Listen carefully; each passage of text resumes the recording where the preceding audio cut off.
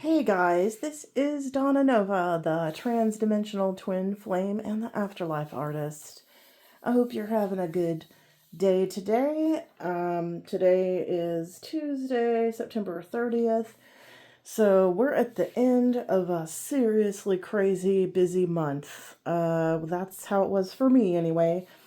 I'm a quadruple Scorpio. My sun sign is Scorpio, and I have 3 other Scorpio placements. So for me personally, it was kind of bonkers, but it all went really well. So that's a testament to what can happen if you are spiritually, energetically, and emotionally aligned and you're doing your shadow work so that you can flow through some really busy times, even if you are an ambivert who normally reverts to introversion like me. I've had a lot of engagement with other people socially in groups lately, and that is not necessarily how I normally roll. So that's been different, but I love it. Okay, we're gonna play my Monica Mana, which is this authentic Tibetan singing bowl with this handle on it, which I love because you can just sort of swing it through your field and you can just cleanse anybody with it really easily. It's much easier to handle than a traditional singing bowl that has to sit flat, in my opinion anyway. And I do have other singing bowls, so if you want to hear the root chakra, I have the root chakra and the solar plexus. Pretty sure I have the sacral chakra, the third eye, and the crown chakra, but they're not as nice as this bowl. So we're gonna play this bowl.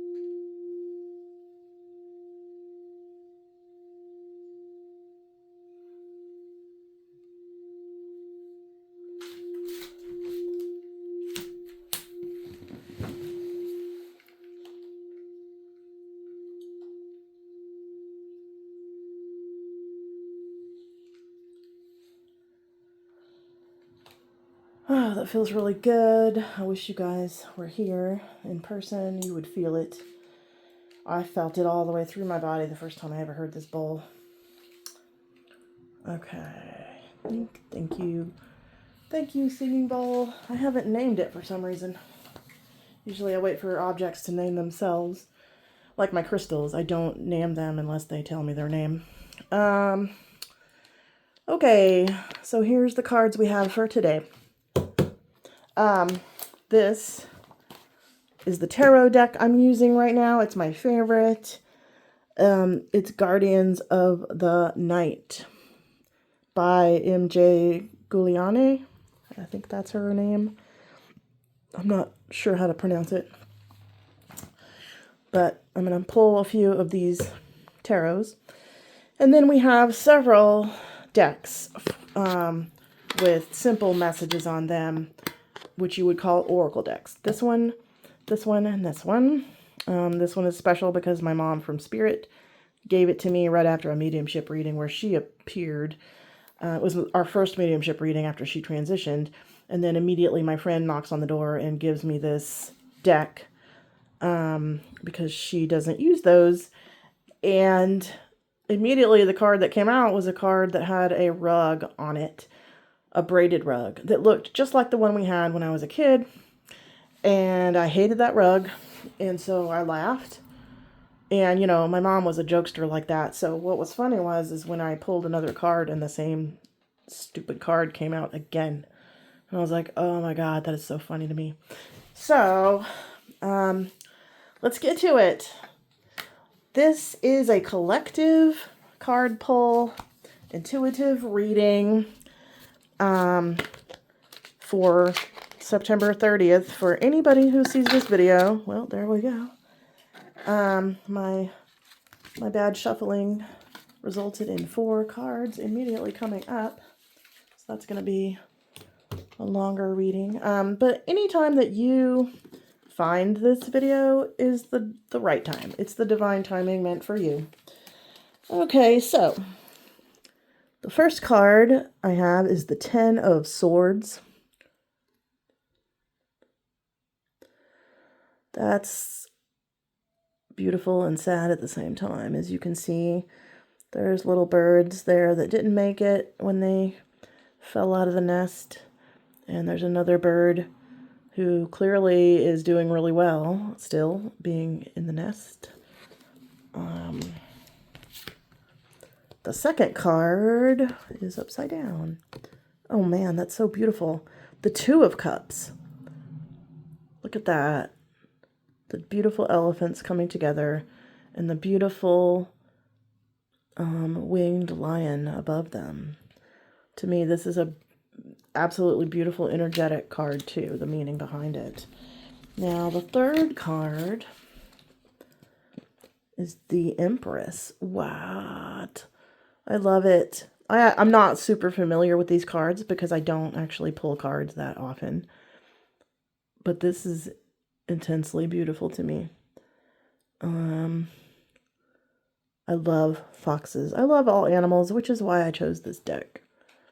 And the Empress is really in charge of her own energy. Cool. This is the Wheel of Fortune. Man, what a cool reading this is going to be. Look at that. There's a snake for transformation in the middle. There's bats who can see things that you might not normally see. There's owls who have a higher perspective. They're known for wisdom. Way showers. There's moths up there too. Amazing. Okay, we're gonna dissect this reading. Let me see if I can get it in the frame.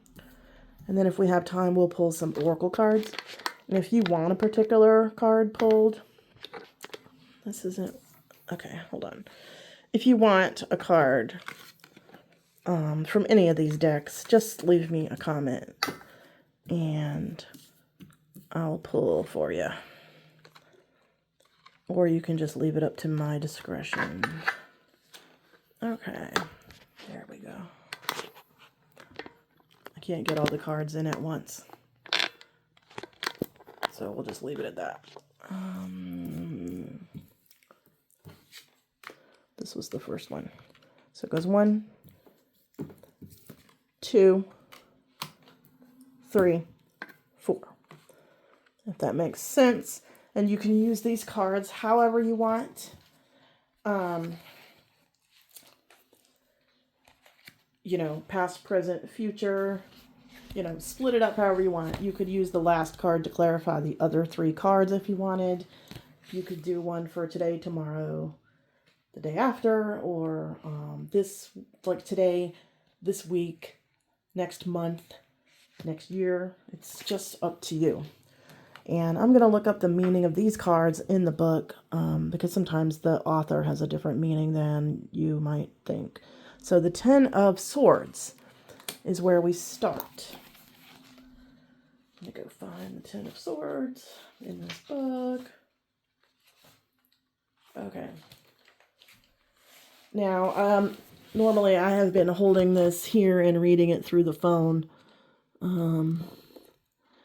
don't know how easy that is for me personally. I'm going to just do it this way and let you look at the table while I'm reading.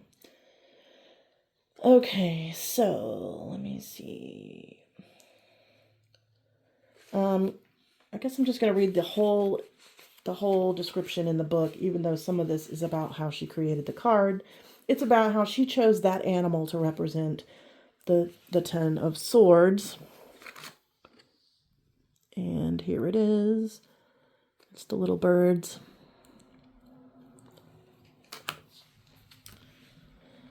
Okay.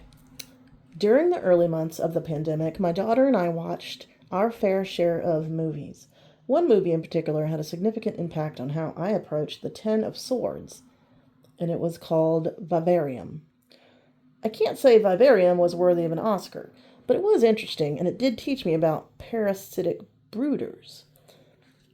The Ten of Swords energy brings an atmosphere that creates a feeling within that comes from being on the receiving end of an attack. You may feel as though someone is trying to push you out or take over your rightful position, and as a result, you find yourself in a state of victimhood. The Ten of Swords may indicate that an event in the near future will result in suffering at the hands of someone who uses your weakness to their advantage to further their position. Although this card is not one that many like to see, it can be one that opens your eyes and allows us to reflect on our role in the situation. Are we really the one who is being brushed aside, or are we playing the martyr's role? Do you find yourself giving in to others' desires only to turn around and complain about how your needs are always second? If there is one thing to be said about the Ten of Swords, it is, once you hit bottom, once the deed is done, it is over and it resides in the past. Any replaying of the anguish will not be at the hand of the perpetrator, but rather your own. The yellow warbler, which is the bird in the card, is often the victim of the imposing cowbird, who sees an opportunity of passing off the job of parenthood. Over time, the warbler has learned to create a barrier of grass between the cowbird eggs and its own eggs to ensure that the cowbird does not hatch. This lesson we can learn from being the warbler is how to deal with those who wish to take advantage of our good nature. This bird has mastered the art of creating boundaries. This is so appropriate for right now. My gosh.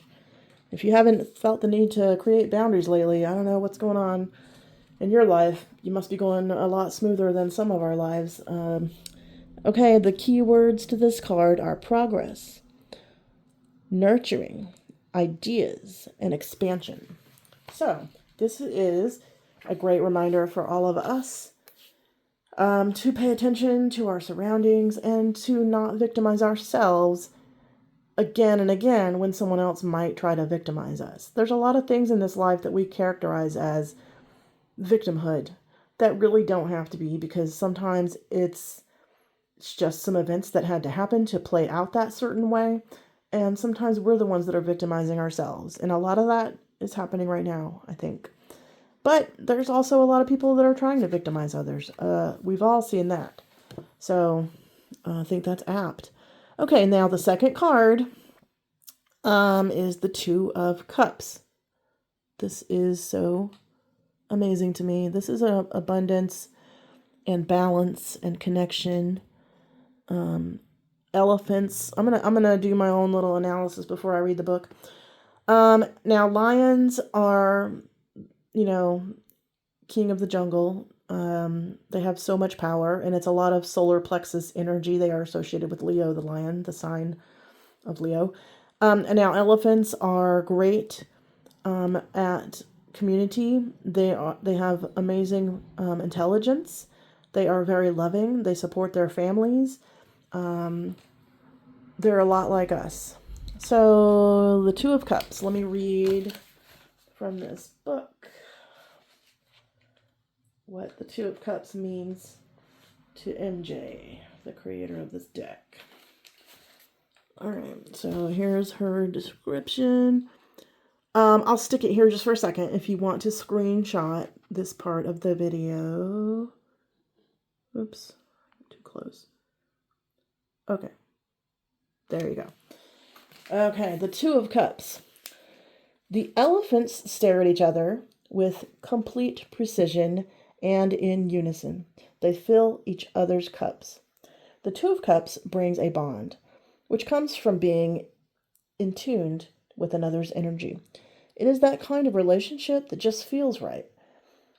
It is soul level and karmic. The energy of the Two of Cups brings the one that leaves you feeling as though you've traveled through lifetimes with someone, or held an occupation or a passion for something that has moved with you to this life, evolving with each incarnation.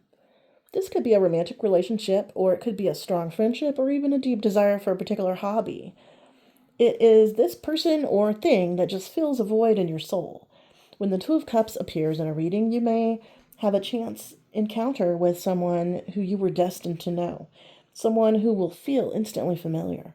You may be on the verge of joining forces with someone who will help your situation improve or grow more sturdy due to their input.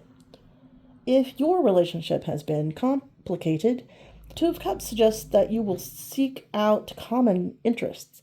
Find ideas or values that you share with someone, as your common goals will help you overcome any differences. It's a very harmonious card, don't you think? Okay, this seems only fitting for the Two of Cups, that the elephant's energy is the center in its heart. When you need to feel a sense of belonging, of companionship, call upon this gentle giant to help you connect with your heart center. The elephant brings harmony and emotional intelligence to the situation. Let this magnificent spirit help you find compassion for others. That's very important. And allow its easy nature to soften your spirit. When you connect with the elephant, your heart opens, prejudices and disagreements dissolve, leaving roots for new ideas and relationships.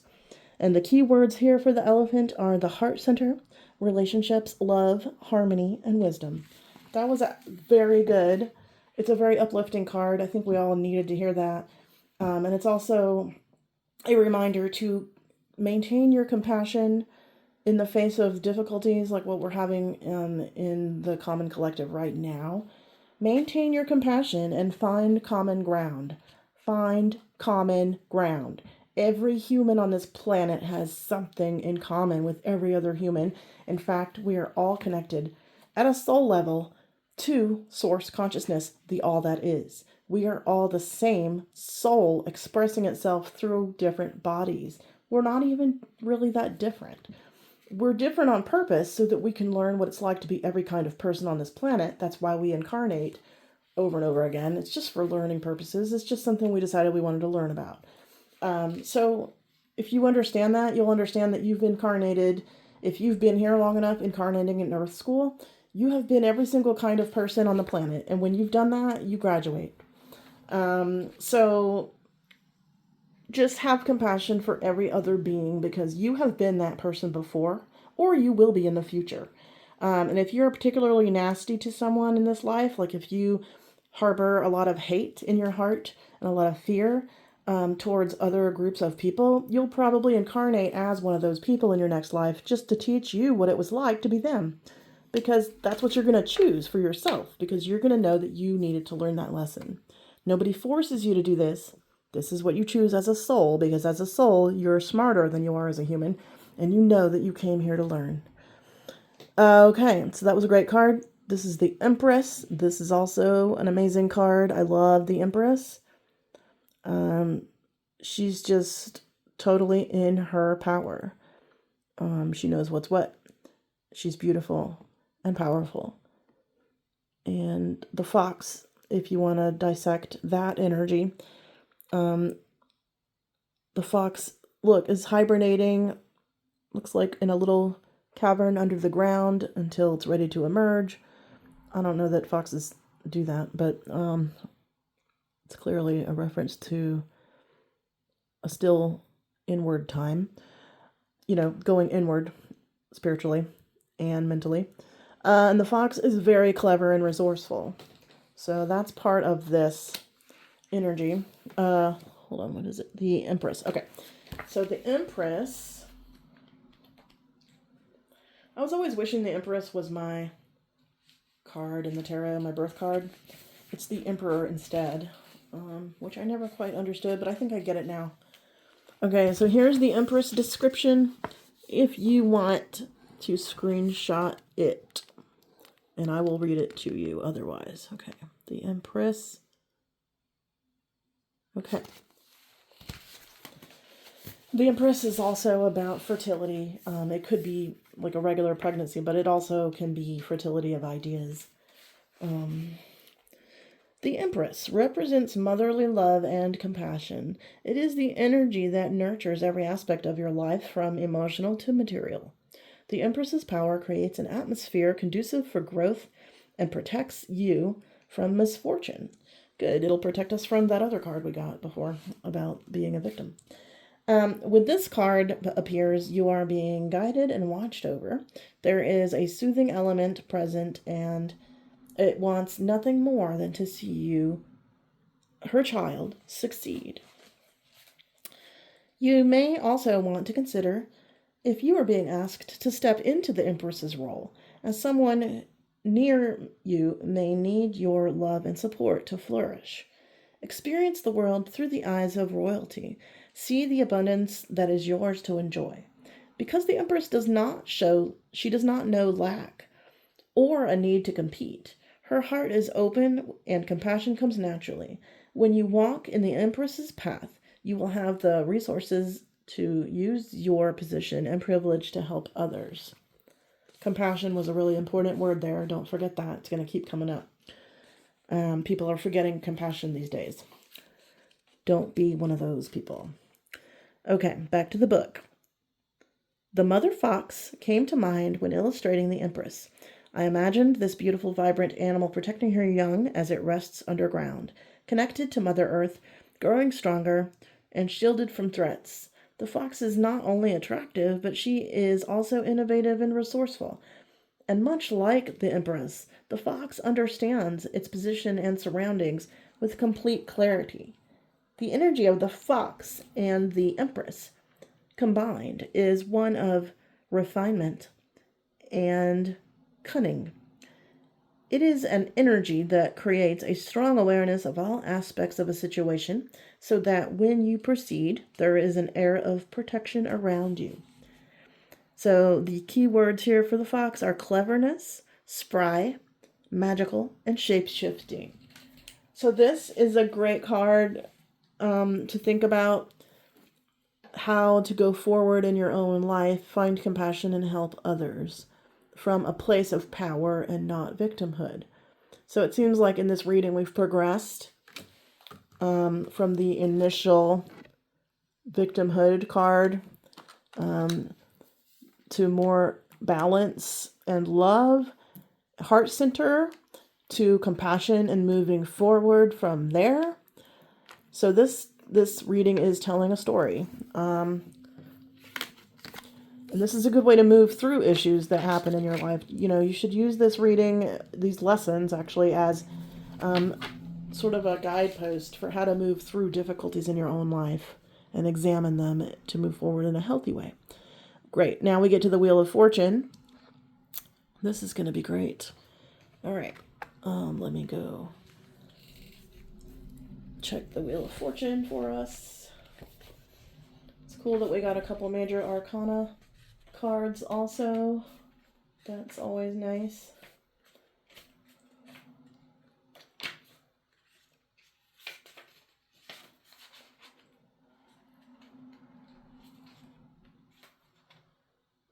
Let's see.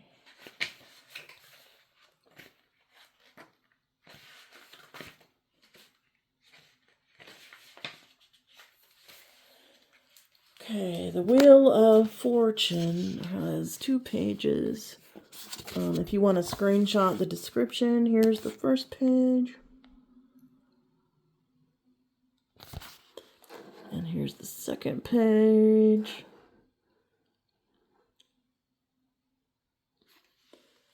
And this is how our reading concludes with the Wheel of Fortune. Often, a sign that things are shifting towards a more positive direction and that your luck is about to change for the better is when the Wheel of Fortune makes an appearance. Take note, this card is a signal to direct your energy onto focusing what you want to achieve. Can you see the big picture? Forces from above are coming together to help you and will be looking for your direction. What action can you take today to get things rolling? If you need to pivot, now is the time to expand your horizons or see your situation from a new perspective.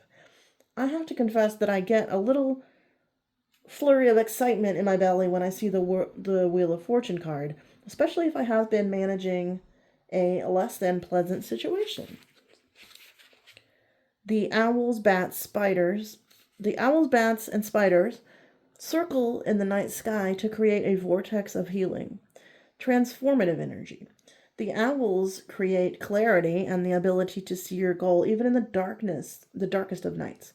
The bats bring intuition and make a connection with your higher self, and the snake is the center to help you release the past, shed what no longer serves you, so that your dreams can grow bigger. 2 scorpions and 2 lunar moths guard the perimeter, ensuring you remain true to yourself and your values, to who you are at a soul level during this change. I didn't even notice the scorpions in the card. That's me, the Scorpio.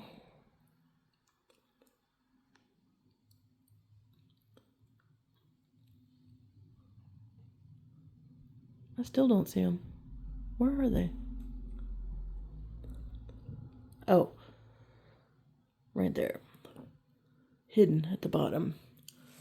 So that's a lot of transformation right there, because Scorpios have 2 glyphs. Most of the other, maybe all of the other signs have 1 glyph, but Scorpios have the scorpion and the eagle. The scorpion representing our ability to go to the lowest depths to see what's there, the darkness, and then go to the highest heights with the eagle to see the eagle's eye view of the entire situation.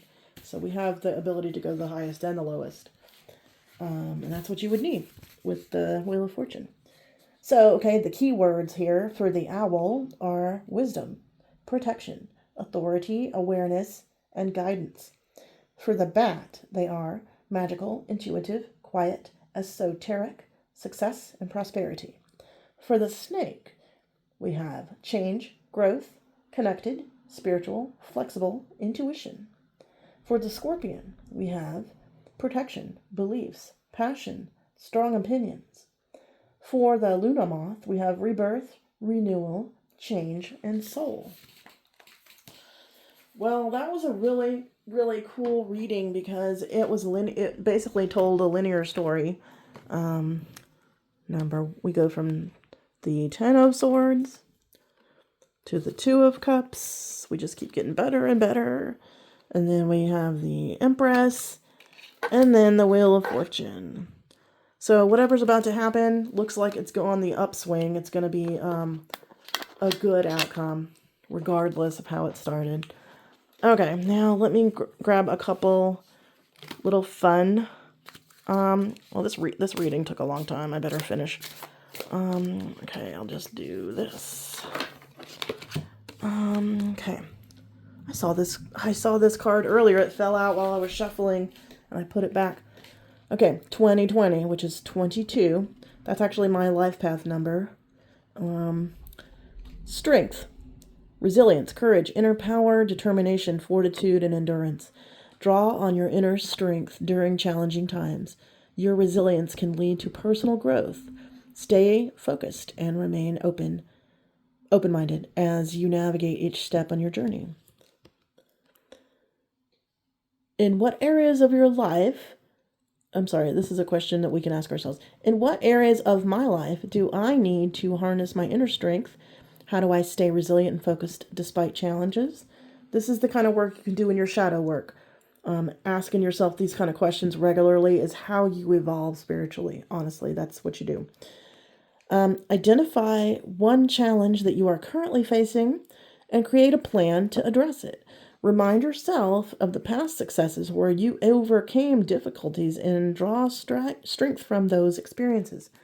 So don't forget that you have basically succeeded in everything you've ever tried because you're still here. And even if you weren't here in the physical, that's not a failure. You've just graduated to the non-physical. It's actually quite an accomplishment to shed the body and graduate to the non-physical. It's the best day of your life, honestly. Okay, we'll just pick one of these. Just because I like this deck. I don't think we need too much more information today, but unfolding according to your will. That is beautiful. Okay, here's our message. Change me, divine beloved, into one who lets you guide things according to your will. May the highest unfold in all ways. Always, always a good message. And I'll do one more. Focus on the gift. That's interesting.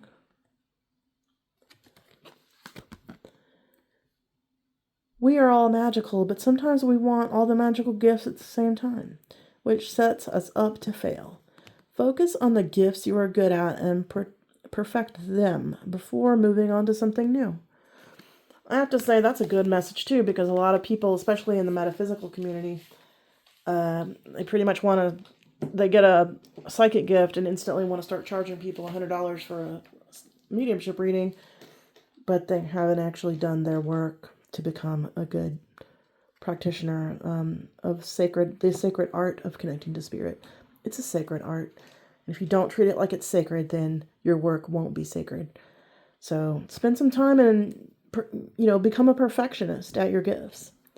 That's the sacred way to move forward. It's not about your personal glory or your ego. It's about spirit and serving spirit. If you're serving your ego, you're not serving spirit anymore. And if you've lost compassion and love and the need to connect to spirit or to other people, and you're judging other people a lot, you're probably also judging yourself. And that's not sacred. It's not serving spirit. It's your ego mind.